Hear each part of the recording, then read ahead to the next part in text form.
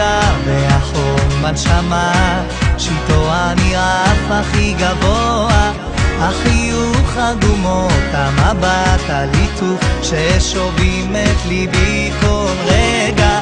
היא יודעת שהיא מבקרת אותי, לא יכול לצאת ממנה, מנסה לפתות ומצליחה, כל היום חושב עליה.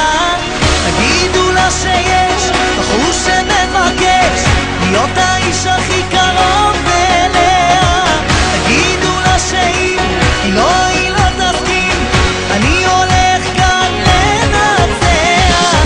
תגידו לה שיש בחור שמבקש להיות האיש הכי קרוב אליה, תגידו לה שאם היא לא תסכים, אני הולך כאן לנצח.